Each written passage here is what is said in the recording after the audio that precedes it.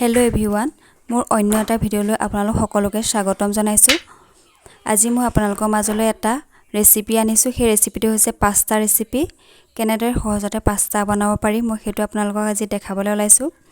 মই পাস্তাখিনি বনাবৰ কাৰণে প্ৰথমতে পানী বইল কৰি লৈছো। পানীখিনি বইল হোৱাৰ পাছত তাত পাস্তাখিনি দি দিলো। তাতে কেইটোপালমান ৰিফাইন তেল দি দিছো যাতে পাস্তাখিনি লাগি নধৰে। এতিয়া 3 বা 4 মিনিটলৈকে পাস্তাখিনি বইল হ'বলৈ দিম আৰু তাতে অকণমান নিমখ দি দিছো।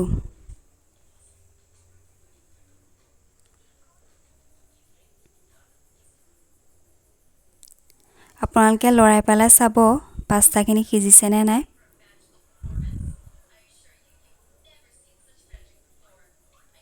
এয়া দেখিছে পাস্তাখিনি ধুনীয়াকৈ সিজি উঠিছে।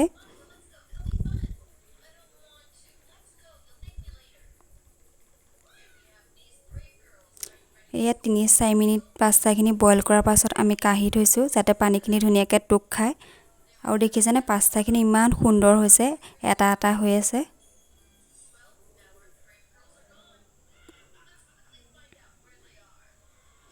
এতিয়া গ্যাস অন কৰিছো। ইয়াতে কেৰাহী পাতিছো। কেৰাহীখন গৰম হোৱাৰ পাছত মই ইয়াত তেল দিম। মই মিঠা তেল এড কৰিছো। আপোনালোকে ৰিফাইন তেলো দিব পাৰে হেতু আপোনালোকৰ নিজৰ মতে দিব।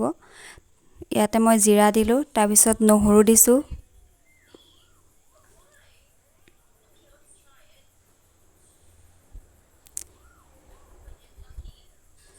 নহৰুখিনি দিয়াৰ পিছত মই ইয়াত পিয়াজ এড কৰিম। পিয়াজখিনি 1 মিনিট মান ভাজি লম।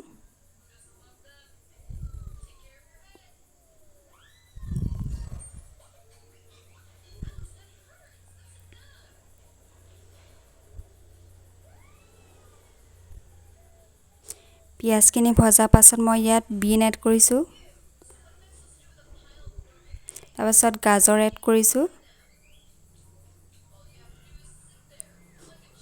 এইখিনি ধুনীয়াকৈ ভাজি লম।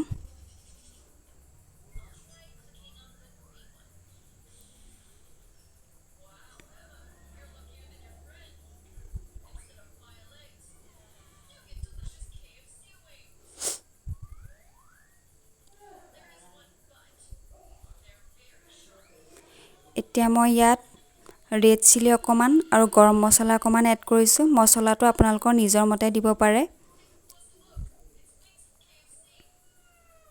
মই কেঁচা জলকীয়া দুটাও এড কৰিছো।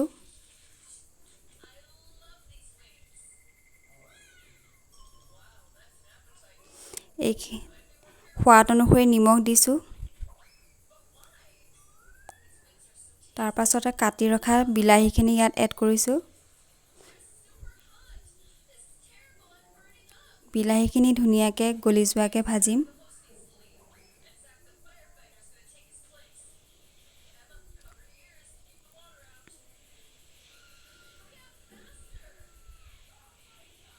বিলাহীখিনি গলিবৰ কাৰণে অলপ টাইম ঢাকি দিলো।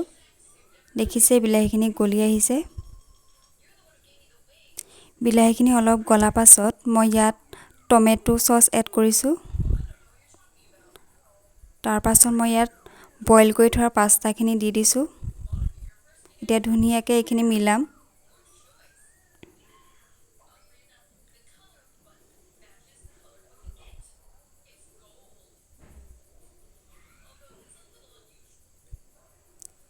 এইখিনি 1 মিনিট মান লৰাই দিছো। ইয়াৰ পাছত মই ইয়াত অকণমান বাটাৰ এড কৰিছো। চীজ দিব লাগে যেহেতু মোৰ ওচৰত চীজ নাছিল সেইকাৰণে বাটাৰ এড কৰিলো। বাটাৰ এড কৰাৰ পাছত ধুনীয়াকৈ এইখিনি মই অলপ টাইম ৰাখিলো 1 মিনিট মান। ইয়াৰ পাছত দেখিছে মোৰ পাস্তাখিনি ধুনীয়াকৈ হৈ উঠিছে। এয়া মোৰ পাস্তা ৰেডি। ইভিনিং টাইমত খাবৰ কাৰণে খুব ভাল। যদি মোৰ ভিডিওটো চাই ভাল লাগিলে like, comment, share and subscribe my channel. আজিলৈ ইমানেই।